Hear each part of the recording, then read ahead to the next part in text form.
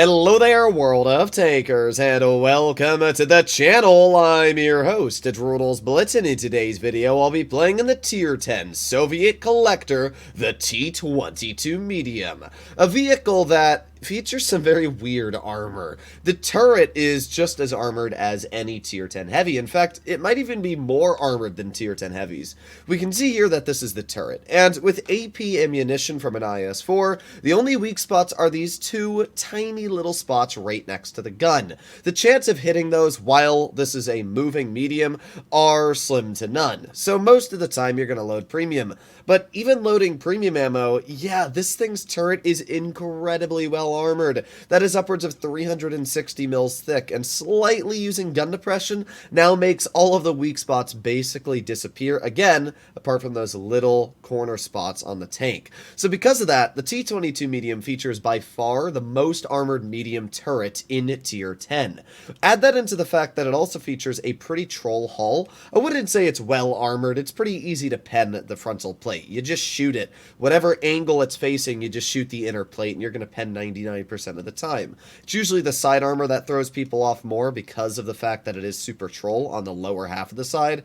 But overall, it's a pretty troll tank frontally, on the sides, and especially on that turret. A lot of people try to use the T-22 Medium more as an open ground brawler, which I actually think is the incorrect playstyle. I think you should use that turret armor to its advantage, so I kind of like to use it hiding the hull, hiding under a berm or something like that, and then only trying to showcase the turret, because you're going to get a heck of a lot more bounces that way. Now, obviously, if you don't have a position to use the turret like that, then you can use it more on flat ground. But for the most part, there usually is some type of position to hide your hull around. Although Yukon actually might not be one of those maps we can, at least if we go to medium side, because it's just all kind of flat, open, exposed ground. Up against us, we have a Bosch Chatillon 25-ton, and a 121 for mobility. Okay, well, we're going to make our way towards base D. Hopefully my standard helps me, but it looks like that might be a bit of a pipe dream,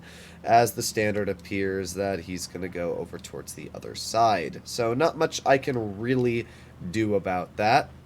For now, I'm going to go right over here, just see if we can spot anybody. This is a good position to see if there's anything crossing here if we're fast enough, and it's good enough to detect anything here. So we're just going to wait. We'll see what we can do. They do have a mouse, so I'm expecting at least a bit of their team to go towards A. Did we get spotted from that? No. Okay, well, I mean, I don't think they're necessarily going this way, but at the same time, nothing's been spotted. Nothing's stepped in the sea. This is incredibly sketchy. There you go. Nice shots into the 121. Okay, there's the 268. Got a shell into the K91. Okay. Well, we have spotted their entire team at this point. That's rather interesting. Interesting by a lot, I should add. Okay, well, we've spotted the mouse. Are we detected? No. Okay. That was just a blind shot from the mouse. Alright, let's get another shell. Oh, no, we are spotted. Okay. We just never went undetected because the bat chat shot at us. Alright, well, I guess that makes sense. At this point, all we're really doing is distracting the enemy, which is pretty easy to do. In a tank like the T-22 Medium, with the amount of armor it features on the turret, this is a pretty easy task at hand. We're just going to back up and maybe get a shell into the side of the mouse. There you go. Nice 260 roll into his tank side armor. Then we're going to pull forwards, and there you go, another nice roll. There you go. We also got a bounce using the side armor. We're going to aim it on the side of the mouse again. But now we got the bat chat on our side, which is a bit unfortunate. He's probably going to pen us not only once, not only twice, but...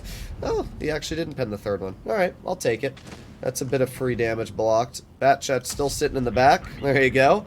Nice slap into his turret. Let's just back up before he has the opportunity to hit us anymore. One of the things I don't like about the T-22 Medium is the alpha of the gun. It's only 310 DPS, which obviously isn't all that much. So when using the tank, it can be a bit lackluster when you're brawling. You know, even a vehicle like the Bat Chat, thing's got the same alpha as me, but it features a clip. So it's a little mediocre when it comes to the alpha, but the DPM is very nice. So we just watched the mouse shoot. We're obviously going to out-reload him on the second shell here, so let's get a shell in, and just like that, we've been able to finish off the enemy mouse. We got the T-20, or not the T-22, you got the Bat Chat all the way up top, who... is just going to jump off. Rather interesting, because we can just drive right here. There you go, one super easy shell into the Boss Chatillon, and that player's dead. Okay, well, we're up to 2,400 damage. The enemy team has 4 vehicles left. I don't know if we're going to get any more damage out, but maybe we can get like 1 or 2 more shells. We'll see. I'm going to use this tank's good mobility. We're going to go low here. That way the Yag doesn't spot us, and we're going to go all the way wide. That way we can get around his tank. I don't think he's going to be expecting this. Oh, we also got the 268 right here. Alright, well, that's fine with me. We're just going to go over here, and even though I'm going to bleed some health, we're just going to get another shell into the 268, just like so. And then we're just going to use the tank's mobility to get to his side, just like that. There you have it. And again, even if I die at this point, doesn't matter to me. We actually didn't die, so thank you, Chris. But there you have it. Not a bad battle at all for the T-22 medium in our first engagement. We didn't really get to use the armor at all. I think we got like 1 or maybe 2 bounces. I think the mouse bounced us once, and we got a bounce on our frontal armor because I wiggled it from the bat chat. Apart from that, really not all too much, but we did deal 3,300 damage, which is a pretty solid chunk, and it definitely showcases where this tank's gun is also fairly solid. It's kind of one of those weird mediums where it has really good armor, but yet the gun itself, if we take a look, actually has .308 dispersion, 3,300 DPM, or I guess 3,250. Even with Kali, if running rammer, it's got over 3,500. It's just kind of a really solid gun. Here we are in another battle. This game, we are on Lagoon, which is actually a fairly solid map for mediums. Now, we're going to try and make our way to the sea overlook. It's a very good position if you can get there. The enemy team has a Sheridan and a Leopard PTA and a 121, so they have 3 mobile tanks. Now, to get up the ramps, it's kind of sus. I'm not going to lie. There's a couple different ways to do it, but we're going to try and get up the ramps this way. If you're fast enough, you can get up here pretty easily, and the T-22 does actually feature a very solid power to weight. So just like that, we've made it up to the sea ramps. Now, this is a really good position for a couple of reasons. First of all, as you can see, we have basically detected the entire enemy team. We got the mouse in the back, who we're going to aim in on, and apparently he can see our entire upper plate. Well, the more you know. Not only that, but he rolled us for 500. Well, this looks like a loss and a half. I'm not gonna lie, me bleeding health was definitely my fault, but the rest of this game, I don't know what else to say. Like, our Conway just full-on killed himself in the first 2 seconds of this game. Oh boy, oh boy. Alright, well, the good news is that my teammates are on the other side. I am at least expecting a bit of support here, but that's about all I can say. Leopard shoots me. Nothing I can do about that. We got the mouse. We were able to get a bounce from him, though. Interesting. Maybe going up here wasn't the best idea. I mean, I can't really say anything against the T-22 medium, just, like, what am I witnessing? Alright, well, we got 1 shell into the Leopard. Let's put on our adrenaline. Let's go for another. Oh, okay, we're gonna bounce the Leopard turret. Rather interesting. Let's see, we got the Waffle off to the side. Maybe we can get a shell into him. We also got the 60 TP. But one thing I will say about the T-22 is that the armor on the turret is, as I've said before, pretty dang impervious. So as long as you use the turret armor on this tank, not a whole lot's actually going to be penning you. So that is one thing that I do like about the T-22. Unfortunately, this team is looking like a pretty big disaster, if you want my opinion. There you go, another nice shot into the 60 TP. We're up to 1,700 damage at this point. Let's, well, I can't really pen that guy, so I'm not going to bother. We got the mouse off to the side, who we're going to aim in a heat shell on. There you go. Nice 220 damage tap. Let's see if we can get 1 more shell in. There you go. Nice. Finished off the mouse. That was actually quite important. We got the Leopard PTA in the back. We got the 121 off to my side, who, well, we're going to see if I can get a decent angle on. Let's just try and wiggle. Unfortunately, no bounce.